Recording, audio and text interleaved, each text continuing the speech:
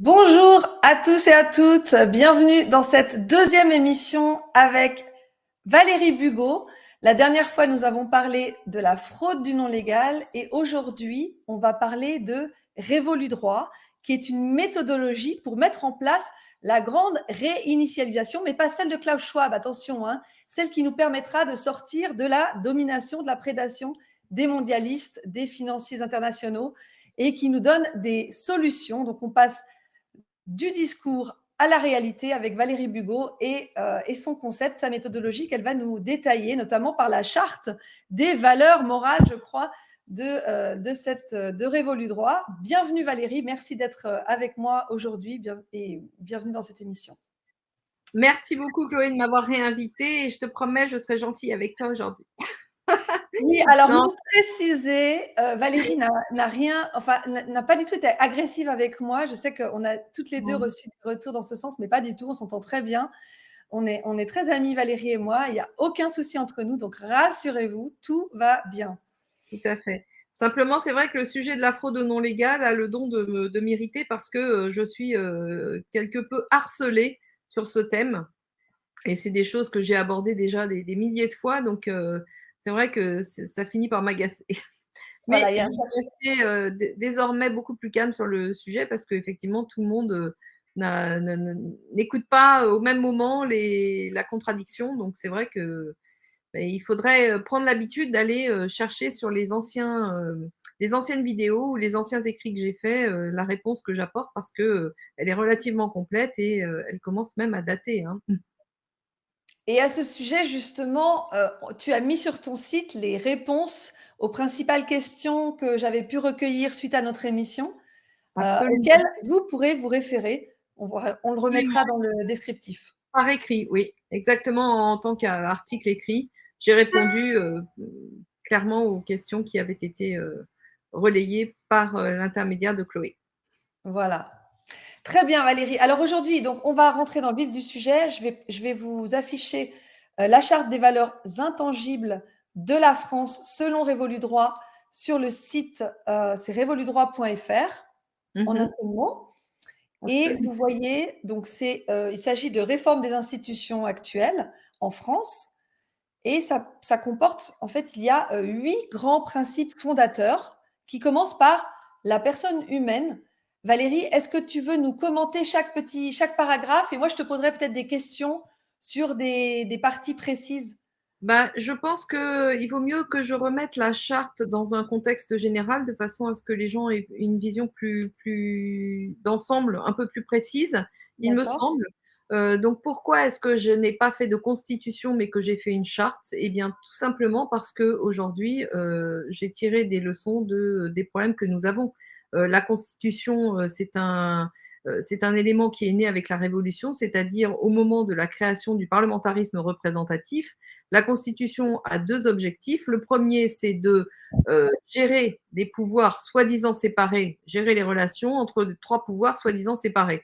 En réalité, j'ai démontré plus d'une fois que ces pouvoirs n'avaient jamais été séparés, puisque nous sommes dans le cadre d'une institution qui en réalité est déterminée par le pouvoir économique caché. Donc, le pouvoir économique contrôle les trois pseudo-pouvoirs séparés. Donc, la Constitution n'a pas lieu d'être de ce point de vue-là. Et d'autre part, elle était aussi un moyen de mettre en avant des pétitions d'intention du style « nous sommes tous égaux », etc. etc. Mais les pétitions d'intention n'ont pas de valeur probante tant que les pouvoirs en place ne les relaient pas par des règles de droit positif sanctionnables.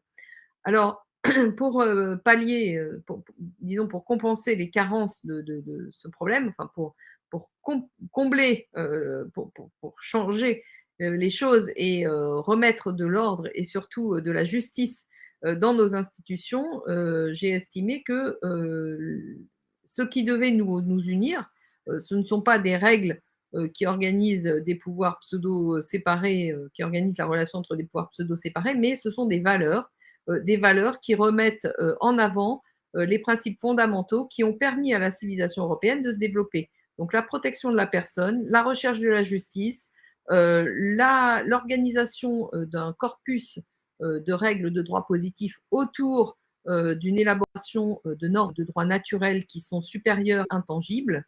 Voilà, de ce genre détaillé un petit plus dans le cadre de la charte des valeurs intangibles. Mais il faut bien comprendre que cette charte, en fait, s'inscrit dans un contexte de changement de paradigme, c'est-à-dire dans le contexte dans lequel nous réhabilitons le droit naturel. Le droit positif redevient un droit commun de nature civile qui s'applique à tout le monde, qui remet en avant le pouvoir, enfin, qui remet en corrélation le pouvoir et la responsabilité, qui supprime donc l'anonymat, y compris dans les relations économiques ou d'échanges de nature d'activité.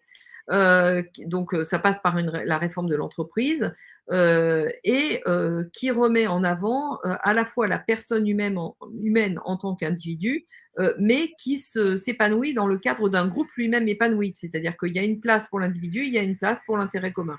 Donc, voilà à quoi répond la valeur intangible. Oui, alors c'est très bien résumé, merci. D'ailleurs, l'histoire de l'anonymat, je te poserai des questions dessus parce que ça reste encore un petit peu confus dans mon esprit. On va en parler. Alors ici, vous avez la personne humaine qui est la première valeur, premier grand principe fondateur, qui est un mélange, on en avait parlé lors de notre dernière émission, donc la personne est en même temps humaine, qui est le sujet de droit inaliénable, donc l'embryon, est depuis sa conception, depuis son existence, un être qui est pourvu d'un statut juridique qui le rend inaliénable, c'est ça. Oui, alors je dois préciser deux choses parce que j'ai été interpellée sur ce premier paragraphe par des gens qui disaient alors vous interdisez l'avortement. Non, il ne s'agit pas d'interdire l'avortement, il s'agit de réduire l'avortement à des cas dramatiques et qui sont tout à fait indispensables, à la fois pour protéger la future maman et pour protéger le bébé à venir. C'est-à-dire soit des graves maladies, soit des viols, dans lequel de toute façon le bébé serait très mal reçu à l'arrivée et la maman aurait été violentée. Enfin, on ne peut pas concevoir qu'une maman aime son enfant dans le cadre d'un viol, ou en tout cas, si ça arrive, tant mieux, mais si la maman ne veut pas garder le bébé, on doit pouvoir lui laisser la possibilité de le faire parce que justement, c'est son intérêt futur à elle et au bébé aussi. Un bébé qui n'est pas aimé est un bébé qui n'aura pas une vie heureuse. Donc, probablement pas. Donc, même certainement pas. Donc voilà, il faut. Aujourd'hui, on en est arrivé à l'excès inverse où on autorise l'assassinat d'un bébé viable à 9 mois, c'est-à-dire le bébé, il est totalement, il est formé. Je veux dire qu'il soit à l'intérieur du ventre ou à l'extérieur, ne change pas son statut d'être formé et viable. Donc il faut revenir sur tous ces abus et de toute façon, j'estime qu'il faut aussi laisser des marges de manœuvre privées, ne pas non plus réglementer tout. Donc le principe, c'est que l'individu est inaliénable, la personne humaine dès sa conception est inaliénable, et ensuite les exceptions seront à voir dans le cadre de débats qui n'auront pas lieu stricto sensu dans le cadre juridique, mais avec des spécialistes de divers et variés, de différents horizons qui sont concernés par ce sujet et qui pourront débattre. Mais on ne parle pas des comités d'éthique actuels qui sont tous sauf éthiques, hein.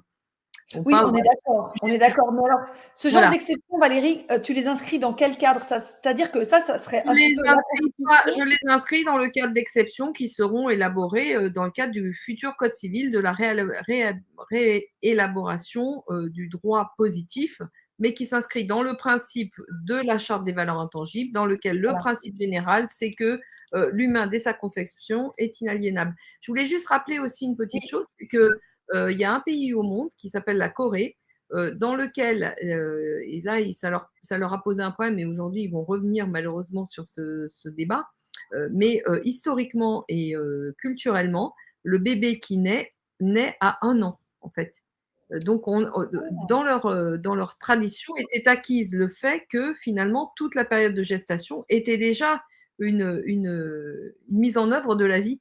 Et c'était très intéressant, je trouve, comme peut-être que c'est le reste du monde qui aurait dû s'adapter pour une fois à la Corée, pas l'inverse. Mais comme ça leur a posé tellement de problèmes par rapport à la détermination des états civils en cas d'interaction avec les autres États, malheureusement, ils vont revenir sur cette règle culturelle historique. Mais quand tu parles de la Corée, c'est la Corée du Sud ou la Corée du Nord? La Corée du Sud et du Nord, elle est séparée que depuis très peu de temps. Là, c'est une règle intangible qui a des millénaires. Donc, on parle de la même. C'est la Corée en général. Voilà, le tout bébé qui naissait avait 1 an dans leur tradition. Et je trouve que ça a une résonance avec la protection de la personne humaine parce qu'effectivement, ça suppose qu'on tient pour acquis le fait que toute la période de gestation est déjà une mise en œuvre de la vie avec, des transferts d'informations, des transformations et des échanges, très complexes et très, profonds entre la maman et le bébé. Voilà. OK, tout à fait. Alors, ensuite, on passe à la loi naturelle, donc Alors la la loi loi qui se fonde, je pense, sur le droit naturel, versus le droit, positif actuel ou le droit, Oui, le droit naturel. En fait, la loi naturelle se transforme en droit naturel à partir du moment où elle est écrite. Elle prend le statut de droit, mais au départ, c'est la loi naturelle qui permet aux sociétés d'évoluer, d'avoir des échanges. Certaines sociétés de l'oralité, par exemple, ne transforment pas ça en droit écrit. Donc, pour eux, la loi naturelle reste loi naturelle. Mais à partir du moment où on pose par écrit les grands principes de la loi naturelle, ça devient du droit naturel. Et ce droit naturel n'a pas pour objectif de rentrer dans tous les détails de la vie ou du droit positif, mais a pour objet d'élaborer des grands principes de protection à la fois de la personne humaine et du groupe, c'est-à-dire du collectif, en faisant le départage entre les valeurs personnelles, les valeurs collectives, et en mettant en avant tout ce qui permet à la vie de se développer dans les meilleures conditions.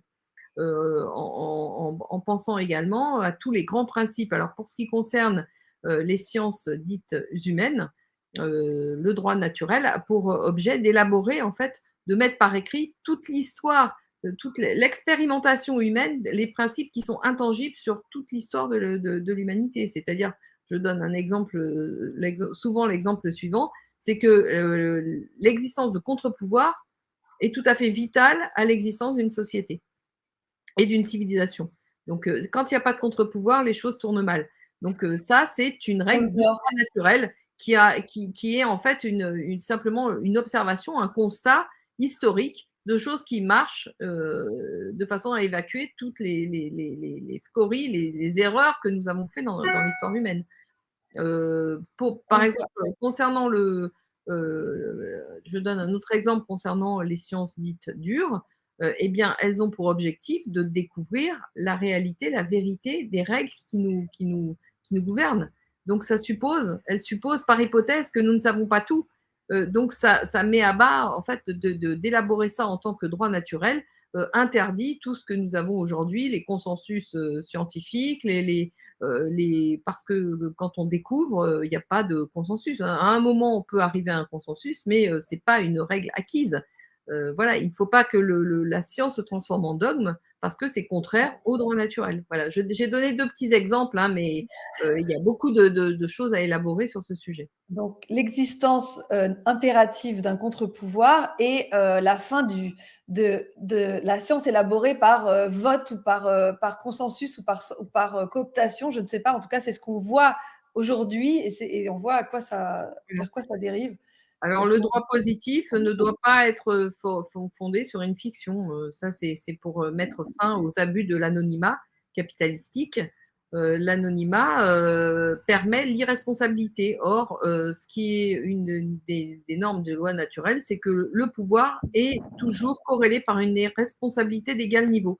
S'il n'y a pas ça, il n'y a plus de pouvoir en réalité. En tout cas, le pouvoir n'est pas là où on le montre.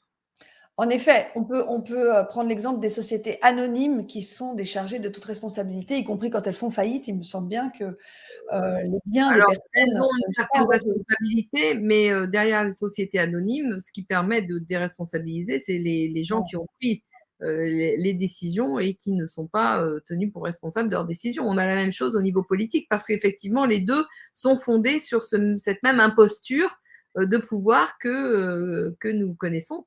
Les sociétés anonymes, et en particulier quand il s'agit des grosses sociétés, hein, parce que les PME, la responsabilité est assez facile à les trouver. Oui. Mais pour ce qui est des grandes structures juridiques et des gros conglomérats économiques et des multinationales, la responsabilité des actes est diluée tant et tant qu'il devient impossible de l'affecter.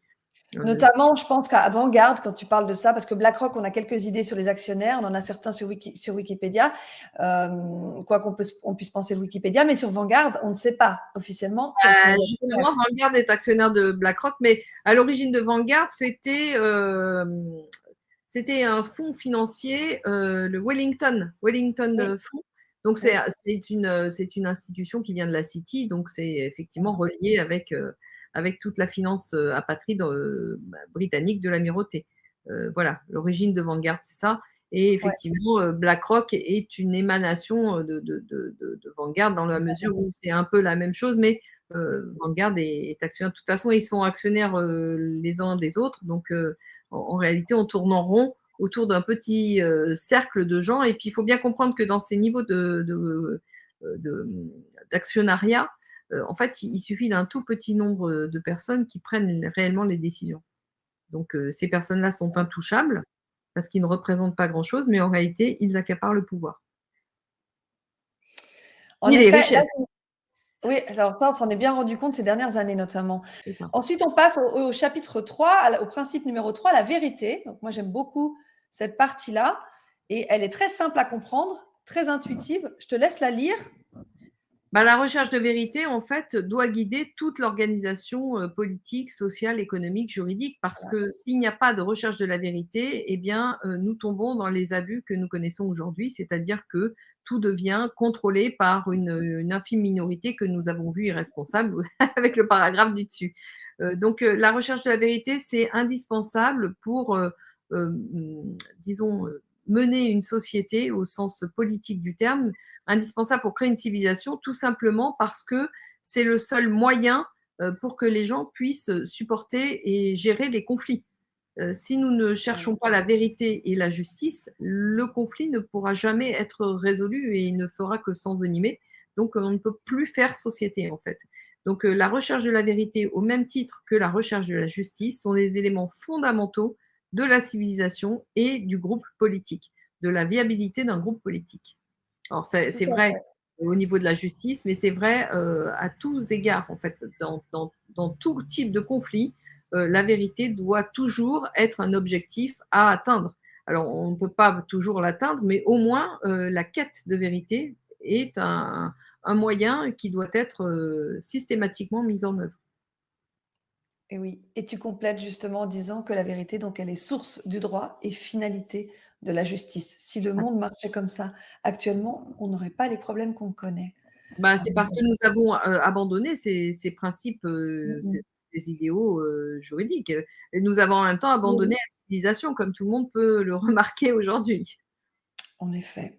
Alors, le principe suivant, il est très emblématique de notre temps, puisqu'il parle du consentement individuel, du Et oui, consentement dans tous on les a domaines. remplacé le consentement individuel par le consentement collectif. Et ça ne date pas d'hier parce que je donne par exemple comme, enfin là je le mets pas, mais je vous donne comme exemple le droit des contrats, donc qui fait partie du Code civil, une partie du Code civil. Nous avons accepté ce que nous appelons les contrats d'adhésion. En matière de contrat d'adhésion, il n'y a plus de consentement individuel éclairé puisque les individus acceptent d'une façon générale. C'est un peu comme le parlementarisme représentatif. Vous acceptez des représentants qui vont gérer tout à votre place sans que vous ayez votre grain de sel à mettre. Et bien là, c'est un peu de la même façon. Vous acceptez tout un corpus de règles qui vous est imposé et vous n'avez plus votre mot à dire. Or, aucune société viable ne peut fonctionner sur ce modèle. C'est Ouais. lié avec ce que nous avons évoqué au-dessus, la recherche de la vérité et de la justice. Donc en réalité, le consentement individuel doit être réétabli dans toute sa pertinence et dans toute son l'ampleur, dans toute sa majesté, si je puis dire, dans tout ce qui a fait que la société a pu un temps se développer et créer une civilisation. Et on parle bien ici d'un consentement libre et éclairé et non acquis par erreur, dol ou violence ou chantage, comme on a pu le voir avec, par exemple, la vaccination des pompiers, des Absolument. gendarmes et des soignants. Et je précise que le chantage fait partie de la violence, oui, effectivement. Absolument. Donc, il est exact de dire que le consentement ne vaut que tant qu'il n'est pas vicié, c'est-à-dire Voilà. intègre de ces trois composantes, erreur, dol ou violence. Et ce que Et j'aime beaucoup, Chloé, tu as parfaitement raison de donner l'exemple des injections quasi obligatoires et systémiques qui ont été finalement extorqués Oui. au moyen de fraude, d'erreurs sur la substance et de violences institutionnelles. Absolument. Et là, tu ajoutes, et je trouve très bien, c'est que l'auteur du trouble du consentement, si consentement vicié il y a, est responsable de ce qu'il a fait et qu'il doit réparer le dommage résultant du trouble de consentement de sa victime. Donc, Absolument. les gens sont, Et encore une là, fois, une histoire de responsabilité, en fait. absolument. Et là, si nous étions dans un état de droit, eh bien, nous acterions le fait que l'État n'est plus politique, que c'est un abus de droit public international et donc que nous sommes dans un vide juridique institutionnel Mm. avec ce moyen. Donc, avec ce paragraphe, tous les responsables actuels qu'on connaît, en passant par la présidente de la Commission européenne, le président de la République française, Pfizer, Moderna, leur PDG, etc., Mmh. seraient obligés de passer à la casserole et de réparer leurs dommages, pour autant que ce soit possible. Mmh mh. Parce que, Alors j'y pense, je l'ai pas dit tout à l'heure, mais quand on a mmh, été sur le sujet, donc de la recherche de la vérité, j'insiste aussi, je peux donner aussi un exemple de droit des contrats, c'est que récemment, dans la modernisation du droit du contrat, nous avons eu la suppression de la recherche de la cause. Or la cause d'un contrat, la recherche de la cause est un élément fondamental de la quête de vérité, qui ne peut être contourné dans un état de droit, qui est digne de ce nom. Voilà. oui, Que en c'est effet. Et là, les causes, on pourrait facilement les identifier si ces principes étaient appliqués. Ah bah là, c'est pareil, la cause dans les contrats, ça nous permettrait d'aller de tenir pour nul et non avenu, c'est-à-dire tout à fait même pas valide. D'ailleurs, ils sont léonins, les fameux contrats passés entre la Commission européenne, les États et les organisations pharmaceutiques de type mafieuses, de type mafieux. Puisque nous avons alors à la fois des clauses léonines, nous avons un consentement, nous avons une Vicié. stipulation pour autrui qui était interdit jusqu'à l'avènement de la fiducie en 2007 en France. Enfin bon, on a tout le corpus de la modernisation du droit qui tombe, en fait. Mhm. On passe à la détermination de la société. Qu'est-ce que la société? Donc là, tu ajoutes des précisions qui sont très intéressantes. Tu parles de la famille et tu parles de la famille aussi monoparentale, euh, mais pas de famille avec des trans, avec des... euh, euh, Bah, enfin, je reviens juste au bon sens. Un enfant né d'un papa et d'une maman, c'est ça. l'idée c'est qu'il puisse garder son papa et sa maman le plus longtemps possible pour tirer des expériences et apprendre à vivre en collectivité avec eux. C'est le noyau de la société, c'est le noyau de l'État, mais c'est le noyau de toute collectivité. En fait, c'est le noyau de toute civilisation. Et on peut raconter ce qu'on veut, mais revenir là-dessus, c'est nier toute l'histoire de l'humanité. Donc, Et puis je reviens. l'empêcher de perdurer, parce que Ah sans oui, un papa et une l'empêcher de maman, perdurer. Et l'idée, c'est même de favoriser cette famille si on veut favoriser le développement d'un collectif, d'une collectivité, d'un État, d'une civilisation. Parce qu'effectivement, la famille, c'est le premier endroit où on apprend la vie en commun, la vie en collectivité, à faire des efforts, à savoir que si on exagère, on est responsable de nos abus, etc. Donc, c'est le premier lieu d'expérimentation avec une, une différence de sexe qui permet une plus grande créativité parce que effectivement on fonctionne pas tous les deux sexes fonctionnent de façon différente et que même à l'intérieur de chaque sexe les individus sont différents les uns des autres. C'est une en fait la famille en elle-même est extrêmement riche de porteuse de sens et d'avenir et de vie. Voilà. oui, tout à fait. Revenons aux fondamentaux. Bah, et c'est aussi du bon sens et c'est du constat, c'est de l'observation, enfin c'est du droit naturel, en fait. Oui, c'est ça, on revient au droit naturel qui se rapproche vraiment de notre fonctionnement intrinsèque à tous. Alors, Mmh. la société, donc tu continues en parlant cette fois des collectifs d'intérêts qui sont regroupés en 3 catégories: commercial, non commercial et spirituel. Je vais aller vers le bas parce qu'on Oui, est alors collectif d'intérêt, ça évolue on en est groupement mieux. d'intérêt Oui, et c'est en ça. collectif citoyen. En fait, il y a 2 choses, il y a les groupements d'intérêt et les collectifs citoyens. Attends, je vais voir si j'arrive à les trouver en bas. Voilà, ici. Vous avez les 3 branches, les 3 catégories de groupes d'intérêt. Et Absolument. les sous-groupes, disons, c'est des groupes qui se rassemblent derrière un Alors, intérêt particulier, une compétence particulière, une activité particulière, c'est ça? La société est entièrement réorganisée sous forme de groupements d'intérêts. Les groupements d'intérêts sont, je les ai regroupés en 3 grandes catégories. Commercial, qui a pour objet en fait de faire de l'argent. Non commercial, c'est-à-dire civique, qui a pour objet de développer non pas un portefeuille, mais des intérêts de type collectif, sociaux, d'élever la société, l'instruction, les arts, le sport, enfin toutes ces activités qui sont des activités individuelles et surtout collectives et qui ont pour objectif de développer la personnalité, de l'élever et de permettre une diversité culturelle au sein de la collectivité. Et Et les ensuite, travaux, attends, je te coupe, pardon, Valérie, parce que j'ai lu aussi que parmi ces activités non commerciales figurent aussi les travaux de la mère de famille, par exemple.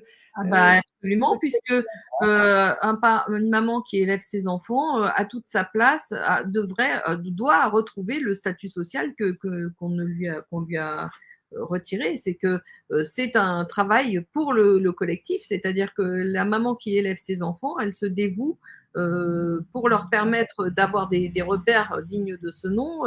Elle donne beaucoup de temps et d'efforts qui doivent être reconnus par la collectivité parce que c'est la collectivité qui en bénéficiera en premier, en fait, du fait que ces enfants ont été suivis, aimés, qu'on a cherché à les élever et à être auprès d'eux quand ils avaient des coups durs, etc. Donc, c'est un statut social en soi. Effectivement, la maman qui élève ses enfants, mère au foyer, parfois c'est le papa pour des raisons qui ne sont pas des raisons idéologiques, qui sont pas peut-être des raisons conjoncturelles. Et de toute façon, papa ou maman, le parent qui élève son enfant a un statut social parce que rend un service énorme à la collectivité, permet que son enfant ne soit pas complètement isolé, décérébré et perdu autour de lui-même. Donc, c'est un accompagnement qui est de nature très sociale, en fait. Oui, et fondateur. Et puis Fondateur. ouais, on passe à la troisième catégorie, morale spirituelle. Morale et spirituelle, parce qu'on est des sociétés où on est dans une quête de sens d'autant plus profonde que les grandes religions ont été subverties par les intérêts financiers supérieurs, toutes du reste, hein, aucune ne fait exception, mais qu'au-delà de cette subversion, il y a une quête de sens de plus en plus importante, à la fois une quête de sens de l'individu et aussi du collectif, c'est-à-dire il ne peut pas y avoir de collectif si les individus ne savent pas, n'ont plus une conscience réelle de leur rôle sur cette terre, au milieu des leurs et dans le cadre de l'univers. Donc, ces groupements d'intérêts qui seront regroupés dans le moral et spirituel ont pour objectif de proposer des explications et des positionnements de l'individu dans le groupe, dans son environnement, au sein de l'humanité et au sein plus largement de l'univers. Donc, ce sont des propositions et qui permettent disons, aux spirituels de se développer parce que nous ne sommes pas que des corps physiques, nous ne sommes pas que de la matière, nous sommes aussi des questionnements, nous sommes aussi des intuitions, nous sommes tout ça et tout ce qui fait la composante de l'être humain doit être alimenté pour que l'être humain soit dans une condition optimale de développement. Donc, il est très important de réhabiliter cette fonction morale et spirituelle dans la mesure où nous avons tous besoin d'avoir des réponses, ou en tout cas de chercher des réponses, et chacun peut la chercher avec des variantes. Donc, c'est l'objectif de ce grand groupement. Alors, sous cette catégorie-là, quelles sont les activités ou les groupes d'intérêt qui pourraient se placer? Alors, typiquement, tout ce qui est de nature philosophique, enseignement de la philosophie, enseignement le lien entre la philosophie et les sciences physiques, parce que et Chloé, tu sais bien que les premiers philosophes étaient des scientifiques, Des c'était des mathématiciens. physiciens, des mathématiciens, et justement, le lien l'interdisciplinarité que nous devons retrouver absolument, là se fait jour effectivement dans ce grand groupement moral et spirituel, dans la mesure où on peut retrouver justement un enseignement philosophique qui vient en fait des sciences physiques et des mathématiques Et fondamentales, surtout les sciences physiques en fait. Hein. où Et places-tu, où est-ce qu'on Mille, manque, comment? où est-ce qu'on place l'enseignement, par exemple, ma profession, je la mets où? Dans non commercial, dans commercial ou dans morale spirituelle? Non commercial, c'est civique. Donc le deuxième, il s'appelle civique. Et effectivement, tout ce qui est enseignement, instruction, élaboration de l'esprit, connaissance de l'histoire, ça rentre dans le non commercial.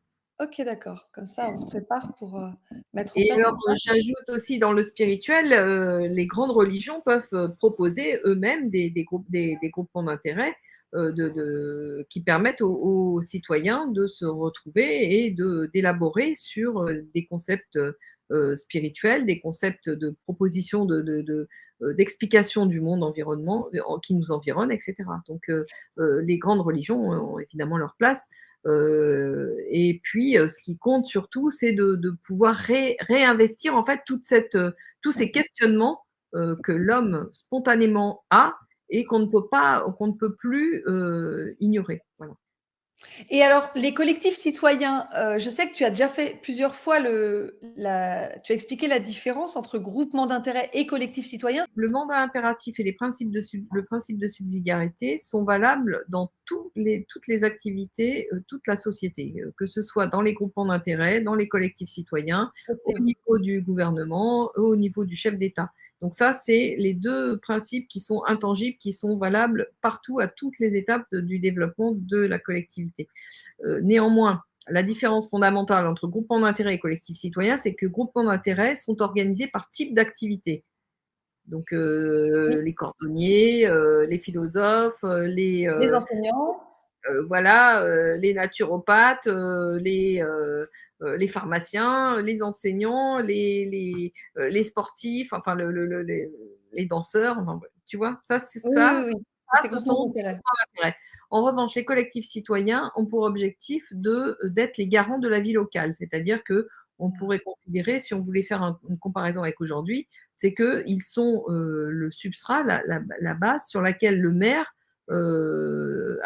lesquels le maire travaille pour élaborer en fait les problématiques de la vie locale. C'est-à-dire qu'ils Mmh. font remonter les problèmes au maire et ils aident le maire à la décision en fonction des différentes contraintes locales qui existent, etc. Donc en fait, ce sont des garants de la vie locale.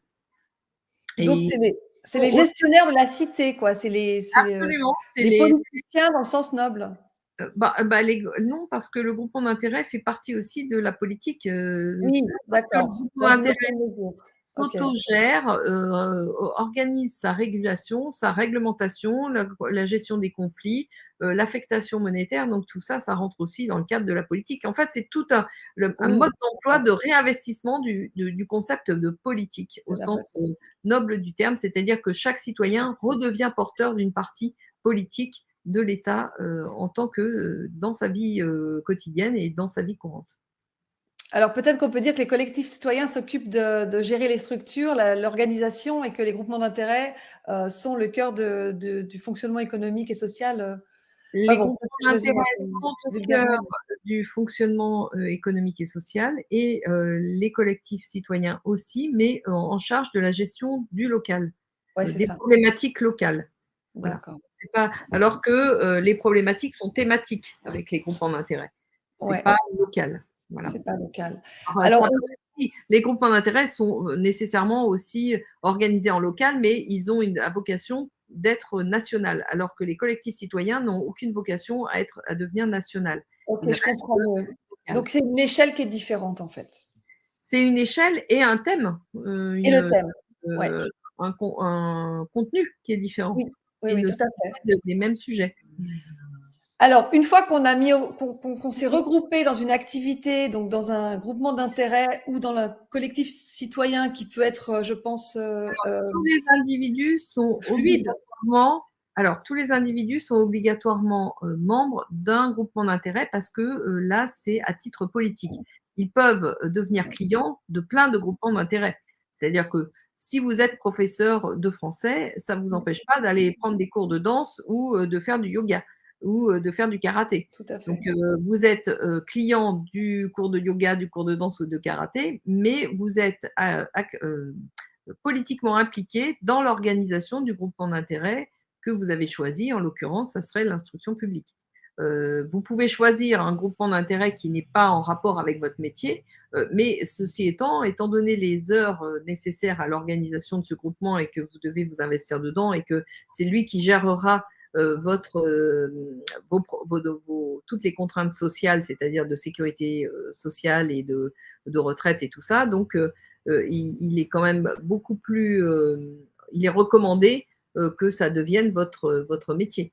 Mais par exemple, quelqu'un qui a eu un métier et qui, au moment de l'instauration de ce nouvel État, a eu aussi un ou deux hobbies et préfère s'investir dans ce qui fut son hobby, a toute la possibilité de le faire. Et C'est-à-dire que ce soit un intérêt personnel et une connaissance personnelle du domaine dans lequel on s'investit. Voilà. C'est oui, préférable. Et puis, on ne peut en changer que 3-4 fois, qu'un nombre limité de fois dans la vie, parce qu'il faut comprendre que derrière, il y a une gestion très lourde en termes de gestion de la retraite, mmh, en termes de gestion des problèmes qui peuvent se poser dans la vie, enfin, accident du travail, tout ça. Donc, pour permettre une disons, efficacité. voilà, une efficacité optimale, on ne peut pas changer de groupement d'intérêt tous les 15 jours. C'est-à-dire que D'accord. dans la vie, c'est 4-5 fois maximum. Parce que, il faut comprendre que derrière, c'est une gestion très lourde et d'autre part, y compris au niveau de la gestion, juridictionnelle, parce que les conflits sont gérés dans le cadre du groupement d'intérêt. Si vous en changez tous les 4 matins, on ne sait plus à quelle juridiction vous devez de quelle juridiction vous êtes redevable. Donc, Et c'est pour simplifier un peu ces problématiques-là que, on ne peut accepter qu'un nombre limité et successif de groupements d'intérêt. On est membre d'un seul groupement d'intérêt à raison de 4 ou 5 maximum dans le cours d'une vie. Voilà. et on est obligé de faire partie d'un groupement d'intérêt où il y a des personnes qui peuvent être comme des Non, chômeurs ou comme des non, non. oisifs? On est Non? obligé de faire partie d'un groupement d'intérêt parce que c'est le groupement d'intérêt qui vous prend en charge en fait du début de votre activité jusqu'à la fin, jusqu'à la retraite et jusqu'à la gestion de même une activité post actif. C'est-à-dire le retraité peut être aussi utile à son groupement d'intérêt dans le cadre de la transmission d'un savoir, dans le cadre de la transmission d'un savoir-faire. Donc il y a toute un réinvestissement de la personne dans la vie collective à tout âge et qui permet donc qui est permis par ce groupement d'intérêt. Donc il faut, ça c'est une obligation de faire Impératif. partie du groupement d'intérêt. Et quelqu'un qui voudrait être marginal, là je fais un peu l'avocat du diable, mais qui voudrait être Non, marginal, mais en pas fait, du tout ça s'investir là-dedans? c'est la règle fondamentale, c'est, il y a pas bah, les marginaux, seront marginaux dans le cadre d'un groupement d'intérêt, ils ne seront pas indépendants. Sinon, D'accord, ils ne font pas partie de l'État, en fait. d'accord. Et les collectifs citoyens, est-ce que chacun est Ah non, obligé ah de oui, faire non, partie pas d'un du tout, il collectif? n'y a pas Non. d'obligation. Là, c'est vraiment, sur la base du volontariat et de l'intérêt, des uns et des autres à, gérer la collectivité dans laquelle On on. rappelle juste en quelques minutes, quelques secondes, ce que c'est que le mandat impératif et la subsidiarité, parce que je ne sais pas si tout le monde, connaît ces 2 concepts. C'est des choses Alors, qui sont prônées par les gilets jaunes depuis un moment. le mandat impératif consiste à dire que tout mandataire est responsable a une mission particulière à remplir et est responsable de cette mission devant le groupe de ses mandants. C'est-à-dire que le représentant soit élu, tiré au sort ou désigné de façon plus ou moins autoritaire au choix de chaque groupement d'intérêt. En tout cas, tout représentant doit rendre compte, a rempli une mission déterminée, précise, et doit rendre compte devant les personnes devant lesquelles il est redevable, doit de rendre des comptes sur justement la mission. S'il outrepasse les termes de sa mission, il est immédiatement révoqué parce que le principe révocatoire va de pair et est un attribut du mandat impératif. Alors, quant au principe de subsidiarité, eh bien, il ne faut pas le prendre à rebours comme a fait le droit européen, mais dans son élément de définition de base qui vient une fois de plus du droit naturel et des normes du droit canon, C'est-à-dire que toutes les décisions doivent être prises au niveau où elles se posent et non pas remonter, chercher des validations au-dessus ou de 3 ou 4 stades au-dessus. Non, les décisions se prennent à l'endroit où elles sont nécessaires, où le problème s'est posé et où la décision doit être prise. Donc, on part du bas et on ne remonte qu'en cas de nécessité. C'est-à-dire que ne remontent au niveau supérieur que les décisions qui relèvent d'une structure géographique supérieure ou qui relèvent d'impondérables nationaux ou régionaux. Ou, voilà. Donc, en gros, ce qui se passe dans votre village, c'est la mairie qui s'en occupe et c'est pas le Tout à gouvernement. fait, absolument. Et elle s'en occupe en toute responsabilité. C'est-à-dire que s'il y a des dommages, elle en rend compte et elle est responsable des dommages On qu'elle rend des cause. comptes. C'est-à-dire les personnes qui gèrent la collectivité, c'est-à-dire le maire ou celles qui l'ont induit en erreur, si l'erreur vient du collectif citoyen, etc. Donc il y a une recherche de responsabilité et d'autonomisation et de responsabilité à tous les niveaux. Et une décentralisation des décisions, Et justement. une décentralisation des prises de décision, tout à fait, au niveau des groupements d'intérêt, au niveau des collectifs citoyens, au niveau local, Ouais, régional et ensuite national. national. Et là, vous avez donc, là, on a les 5 missions régaliennes, donc Qui propres font au l'objet d'un roi. ministère, effectivement, qui sont le gouvernement. Je précise que les chefs de ces ministères, donc les ministres, sont élus au suffrage universel direct sur proposition des 3 grands groupements d'intérêt, proposition de personnes, mais assortie de la justification de leur proposition. C'est-à-dire que les groupements d'intérêt ne peuvent proposer au poste que des gens qui ont démontré leur aptitude à être compétents sur le domaine déterminé, qui ont déjà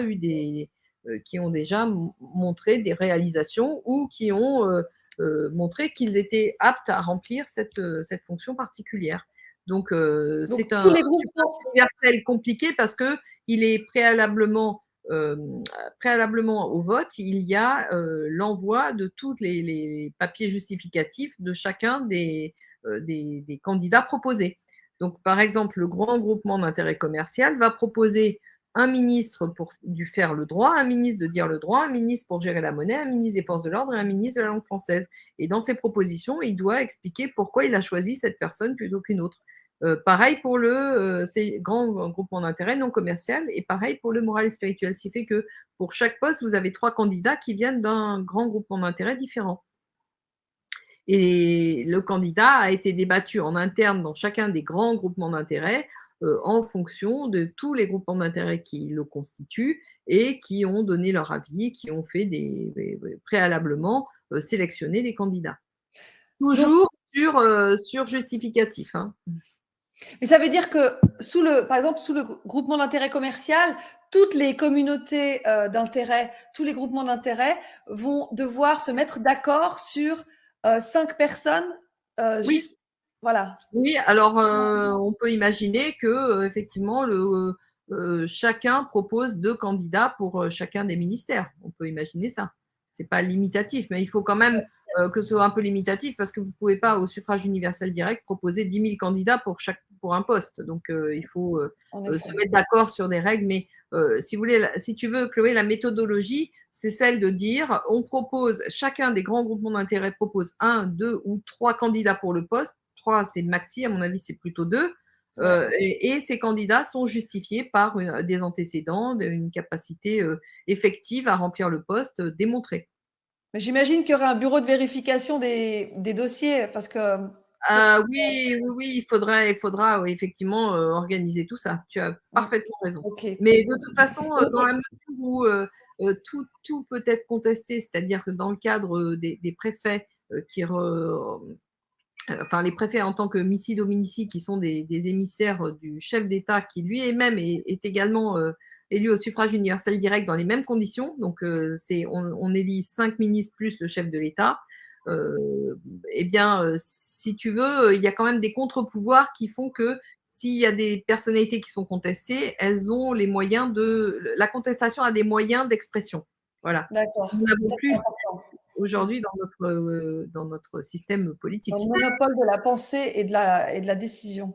Voilà. Et là, étant donné que tous les groupements d'intérêt sont impliqués dans cette sélection des candidats, s'il y en a qui posent vraiment problème, la contestation se fera jour d'une façon ou d'une autre, soit dans le cadre des groupements d'intérêt, soit dans le cadre des préfets, donc missi dominici, qui relèvent du chef de l'État, et ça sera une autre voie de manifestation et d'expression des mécontentements. Donc, il y a beaucoup plus de possibilités d'expression publique que ce que nous avons aujourd'hui.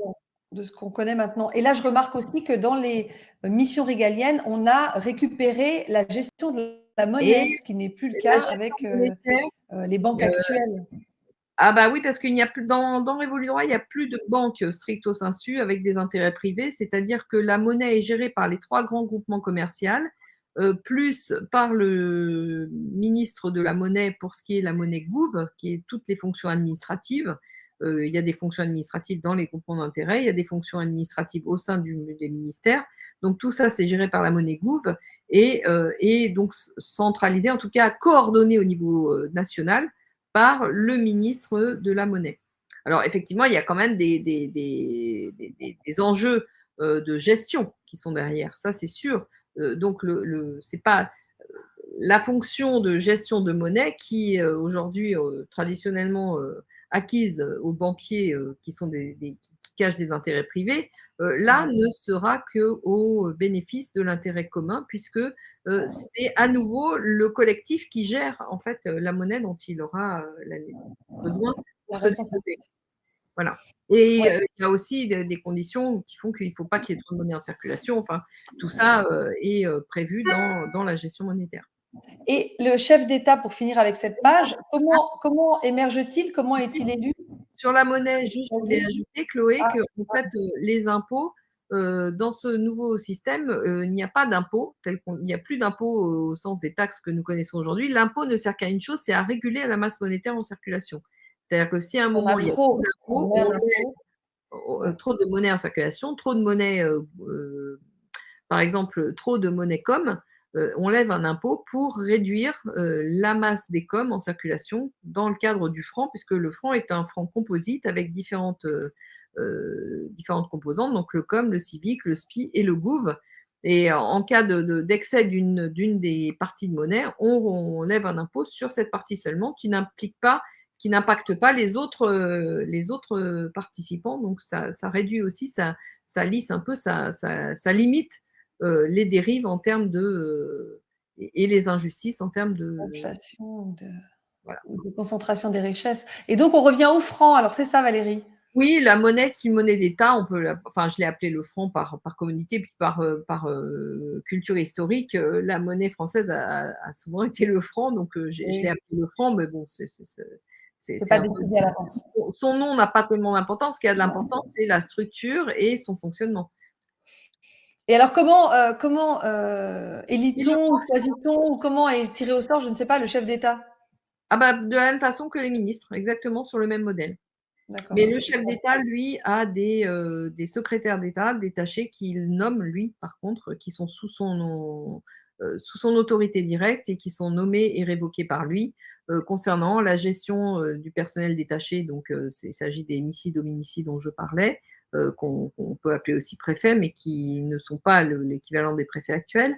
Tout ce qui est parc de gestion immobilière, donc tout ce qui est patrimoine national, la gestion des investissements lourds, énergie, transport, les recours en équité, parce que j'ai prévu, au-delà du ministre chargé des juridictions, donc celui chargé de dire le droit, il y a une possibilité de recours en équité pour éviter que parfois il peut se produire que même de très bonnes lois bien appliquées arrivent à une situation injuste, et ça, j'estime qu'il est utile de pouvoir y remédier, sauf que ça ne doit pas faire l'objet de compilation pour ne pas tomber dans les travers qu'avait connu le droit anglo-saxon avec ses recours en équité, de sorte que un recours n'est jamais identique ou similaire à un autre. Il y a toujours des changements de contexte, etc. Et il ne faut pas qu'une solution puisse être utilisée pour justifier une autre, alors que le contexte n'est pas du tout le même et le cas n'est pas le même. Et ça veut dire que le chef d'État a une quinzaine ou une dizaine de secrétaires d'État? Non, il Je a choisis un, deux, trois, quatre ou cinq secrétaires d'État que j'élabore dans le Et cadre. est-ce que le chef d'État, enfin, est-ce que les groupements d'intérêt doivent aussi, en plus des 5 personnes qu'ils choisissent, euh, désigner aussi leur chef d'État en plus, donc comme sixième personne? Voilà, c'est ça. D'accord. C'est ça. Et chaque Ok. groupement d'intérêt propose un ou deux chefs d'État, comme il propose un ou deux ministres pour chacun Ministre. des deux. Ok, j'ai compris.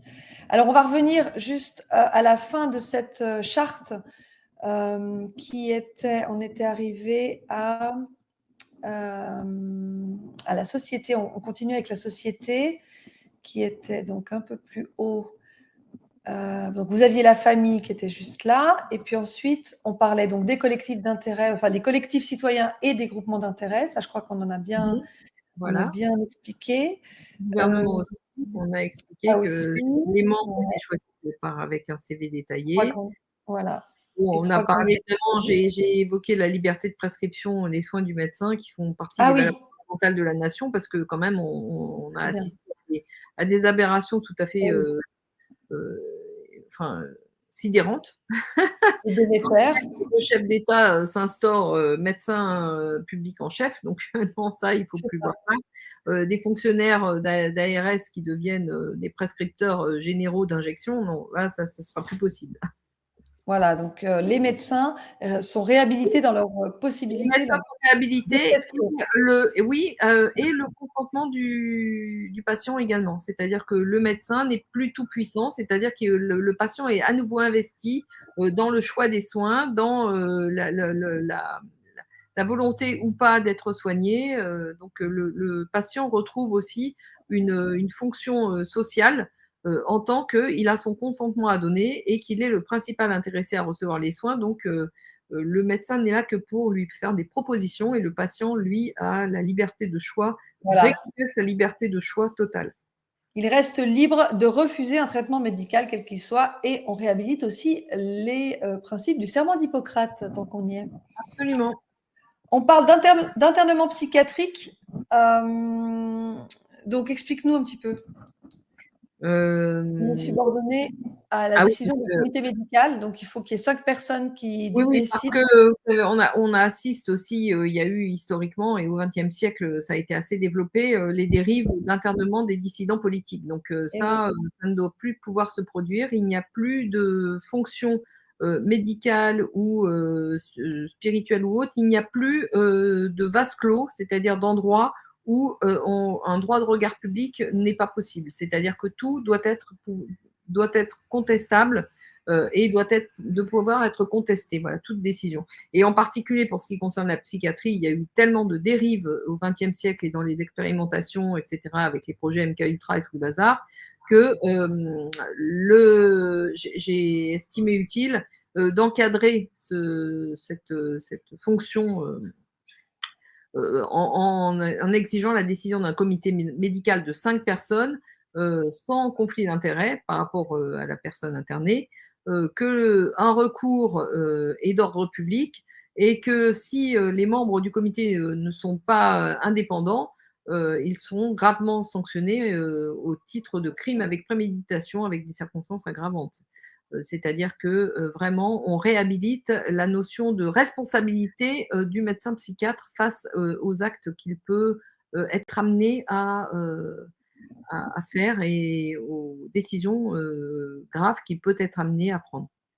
Donc on ne peut plus interner Fourtillant quand il aura fait ses patchs à la Valentonine, par exemple, ou quand il aura dénoncé l'Institut Pasteur comme Absolument, source de cette histoire c'est tout à de fait ça. coronavirus. C'est exactement ça, Chloé. Voilà. J'essaie d'illustrer pour qu'on comprenne Oui, très avec bien. des exemples bien concrets. Oui, Alors, la société politique est publique, donc c'est ce que tu dis au voilà, travers de aucune tes. allégeance secrète, c'est-à-dire que toutes les fonctions politiques et publiques et même individuelles des gens sont répertoriées et sont disponibles en accès public. Dans quel groupement d'intérêt vous participez, sous quelle forme vous exercez votre activité, c'est-à-dire est-ce que vous êtes individuel ou sous forme collective qui sera unique puisque ça sera à nouveau la société, la nouvelle société, c'est-à-dire la participation. Donc il n'y a plus qu'une seule forme d'exercice d'activité, non pas d'exercice professionnel au sens où on l'entend. Donc là aussi, c'est un changement de paradigme. Et tout est public, c'est-à-dire que si vous appartenez à tel groupement d'intérêt, qu'il soit moral, spirituel, civique, sportif ou commercial, vous avez accès à publiquement, les noms sont répertoriés et tout le monde y a accès. Et donc pas d'accord tacite ou secret via, par exemple, la franc-maçonnerie ou d'autres sociétés Young Global Ah, bah Leaders. écoutez, il y a plein de groupements, il y a plein de sociétés secrètes, franc-maçonnerie et puis non franc-maçonnerie. Toutes les sociétés secrètes seront interdites et toute décision qui aurait été, qui pourrait être démontrée relevant d'une société secrète, serait une atteinte à la sûreté de l'État parce qu'un État politique viable ne peut pas se faire par des transactions cachées, avec des allégeances cachées, parce que ça porte atteinte finalement à l'intérêt commun. Voilà. Absolument. Moi, je trouve très bien de l'avoir mis comme ça. Et puis, là, on a parlé de la ressource monétaire, donc on en a déjà un petit peu parlé. Qui n'imite pas le pouvoir de participer à des groupements Oui, spirituels. à des activités avec des groupes, mais qui n'ont plus de lien avec les décisions politiques ou avec le Ouais, fonctionnement de la société. ils ont tous, tout est en lien avec la décision politique, mais c'est public. Il n'y a pas d'allégeance cachée, C'est ça. secrète. Il n'y a rien de secret, il n'y a rien de caché, exactement. Et donc, dans la ressource monétaire, est-ce qu'il y a des choses qu'on n'a pas évoquées que tu aimerais Non, je soulever? pense que bon, on va pas détailler Pas trop trop, parce que pas d'une part, ça sera le fait temps au avant. moment vraiment voulu, et puis certainement, ce qui est le plus important à comprendre, c'est que chaque groupement d'intérêt gère son adéquation monétaire avec le dynamisme de son grand groupement. Donc c'est géré au niveau des 3 grands groupements d'intérêt, mais en remontant du bas, c'est-à-dire en remontant des besoins pour le développement de chacun des groupements d'intérêt. C'est-à-dire que si vous avez des gens qui veulent s'installer, bah, il faut leur donner les moyens de s'installer. Donc, vous faites de la création monétaire, mais toujours liée avec la création des richesses et l'économie réelle derrière. Et quand on parle d'économie, on ne parle pas d'économie au sens où on l'entend aujourd'hui, on parle d'économie sociale et politique, c'est-à-dire tout type d'activité mérite d'être rémunéré. Il n'y a plus d'activité soi-disant à titre gratuit, parce que l'activité à titre gratuit, ça s'appelle l'esclavagisme. Et Donc, toute activité. est-ce qu'il y a encore de la place pour la spéculation dans ton système? Absolument pas. Non, non, Voilà. puisque toute activité doit pouvoir être rémunérée. Donc, il y a une adéquation du système monétaire avec la création réelle de valeur, Valeur, voilà. au sens Un bien ou un service. financier du terme, mais de valeur au sens social du terme, Mhm. parce que le groupe qui se développe crée des richesses et permet à la fois un enrichissement individuel et collectif, et c'est ça la valeur. Maintenant, la spéculation, non, sera interdite de la même façon que l'usure sera limitée, c'est-à-dire la rémunération de l'argent sera limitée aux contraintes qui avaient été développées dans le courant du Moyen Âge par le droit canon, c'est-à-dire le risque de perte, etc.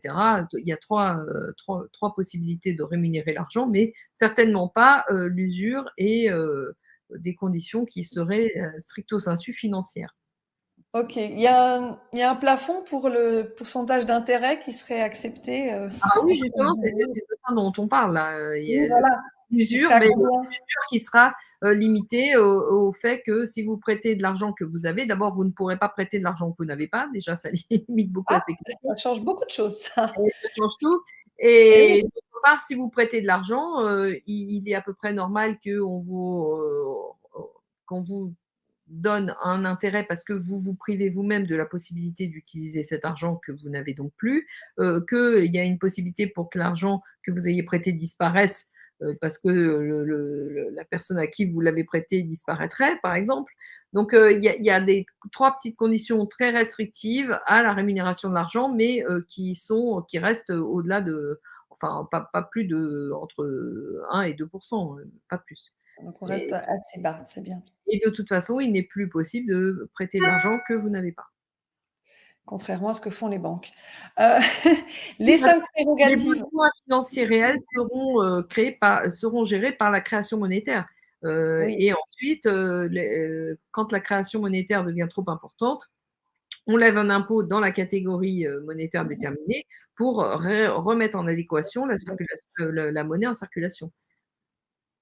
Oui, Voilà. tout à fait. Est-ce que les banques peuvent encore faire des crédits du coup? Parce que c'est ce qu'elles font, elles Il n'y a pas prêtent en de fait banque, de il n'y a l'argent. plus de banque, Ah, il n'y a Chloé. plus de banques, Il y a pardon. plus C'est de vrai que banque. c'est le gouvernement qui gère la monnaie. Je reste Non, encore c'est avec les le vieux groupements paradigme. d'intérêt. C'est les groupements d'intérêt en Oui, pardon, coopération avec c'est le les gouvernement, groupements d'intérêt. mais pour les besoins du terrain. Oui, oui, absolument. Je suis encore trop dans mon vieux paradigme, moi. C'est Alors, la difficulté, c'est de faire comprendre qu'il s'agit vraiment Révolu droit, c'est un changement de paradigme, oui, à absolument. tout Bah point oui, de vue. on le voit bien. Donc là, on en a déjà parlé, les 5 missions régaliennes dont s'occuperait le gouvernement: dire le droit, faire le droit, émettre et gérer la monnaie, organiser les forces de l'ordre à l'intérieur et à l'extérieur, donc C'est ça, civils et la militaires. police et le militaire, et Absolument. préserver la langue française. Exactement, et préserver la langue française, ça Je passe crois que là, par on a fait. déterminer, le Oui, les fondements, de l'instruction publique qui doivent être acquis à l'âge de 16 ans. et à partir de 16 ans, l'école n'est plus obligatoire et le L'école ne devient plus obligatoire. En revanche, ce qui est obligatoire, c'est d'intégrer un groupement d'intérêt et éventuellement de se former dans le cadre de ce groupement d'intérêt. est-ce Donc ça que demande l'étudiant. aussi une connaissance, ça demande aussi un développement pendant la période d'instruction publique, Ouais. un développement de la connaissance de soi, de faire évoluer, l'enfant dans toute sa personnalité, savoir quelles sont ses appétences, qu'est-ce qu'il aime faire, qu'est-ce qu'il n'aime pas faire. Donc une connaissance de soi que nous avons, perdue, actuellement. Même, à 25 ans, les gens ne se connaissent plus. L'idée, c'est de développer un enfant de façon à lui permettre d'être lui-même et de savoir ce qu'il aime, ce qu'il n'aime pas, de développer sa confiance en lui et sa connaissance de lui. Voilà. Donc l'instruction sera fatalement revue totalement pour que les enfants puissent vraiment Absolument, comprendre qui ils sont. exactement, revu, avec un travail, d'équipe en partenariat avec, des gens qui sont, spécialisés dans le coaching, dans la confiance en soi, enfin et cetera. Il y a des formations, Enfin, qui rentrent dans le cadre de l'instruction publique, au sens large, et nouveau du terme. on peut remplacer, je pose ça ici, hein, on peut remplacer l'éducation sexuelle par des cours de connaissance de soi, par exemple. Je dis Ah ça au bah hasard, hein. oui, absolument, il y aura pas enfin, l'éducation sexuelle, oui, en fait, ça rentre, comme tu le dis, dans la connaissance de soi. C'est-à-dire que, nous ne sommes mais la sexualité, considérée comme un simple, comme un simple projet matériel, n'a pas lieu d'être non plus. C'est dans un contexte de développement psychique également. Donc il n'y a pas de sexualité, complètement écartée, du développement psychique et spirituel. C'est-à-dire que c'est un tout. On se développe dans une condition où l'affection, la loyauté, tout ça intervient en même temps en interaction avec la sexualité et non pas tout séparé dans des petites cases différentes. Et surtout, on garde la sexualité dans le domaine du privé et non pas de l'instruction publique, à mon avis. Absolument. Se Voilà. connaître ne nécessite pas de faire état de toutes ses particularismes privés devant le groupe. Il y a une différence entre le voyeurisme et la connaissance de soi. On est d'accord.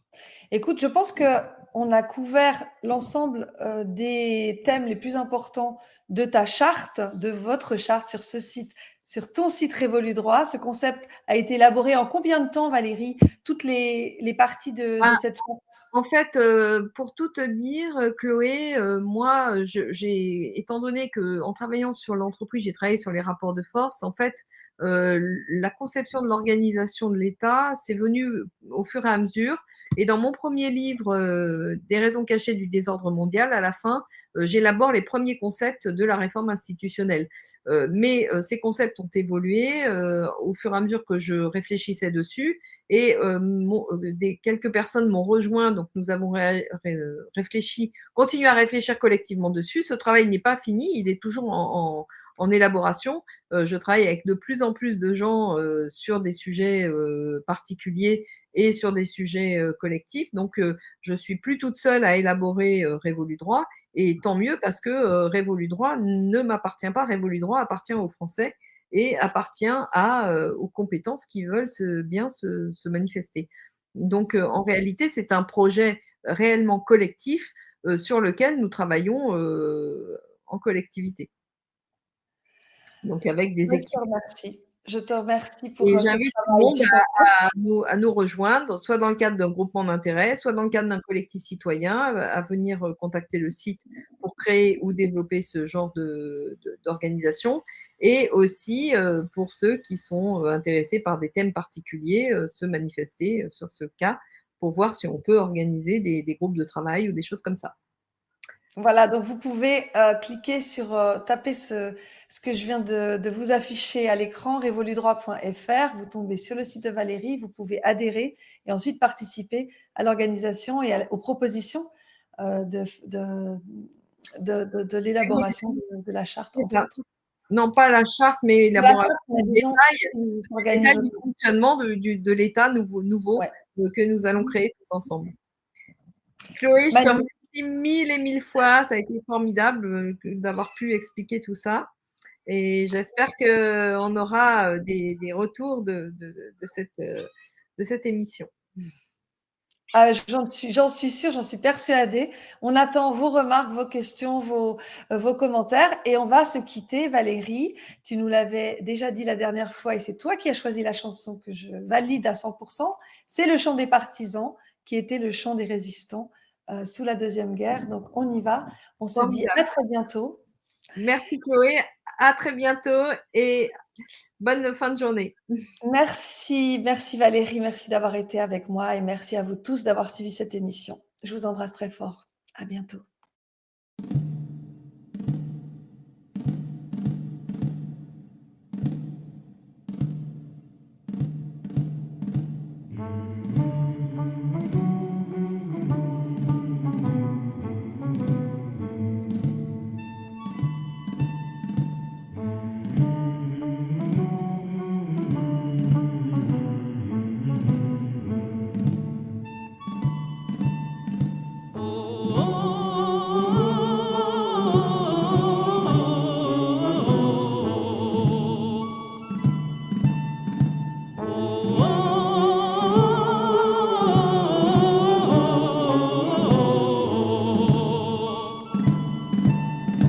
Ami, entends-tu le vol noir des corbeaux sur nos plaines? Ami, entends-tu ces cris sourds du pays qu'on enchaîne? Ohé, partisans, ouvriers et paysans, c'est l'alarme. Ce soir, l'ennemi connaîtra le prix du sang et des larmes. Montez de la mine, descendez des collines, camarades. Sortez de la paille, les fusils, la mitraille, les grenades. Oh, et les tueurs à la balle et au couteau, tuez vite. Oh, et saboteur, attention à ton fardeau, dynamite. C'est nous qui brisons les barreaux des prisons pour nos frères. La haine à nos trousses et la faim qui nous pousse la misère. Il y a des pays où les gens creux des lits font des rêves. Ici, nous vois-tu, nous on marche et nous on tue, nous on crève. Ici, chacun sait ce qu'il veut, ce qu'il fait quand il passe. Ami, si tu tombes, un ami sort de l'ombre à ta place. Demain, du sang noir séchera au grand soleil sur les routes. Chantez, compagnons, dans la nuit, la liberté nous écoute. Ami, entends-tu les cris sourds du pays qu'on enchaîne? Ami, entends-tu le vol noir des nos plaies.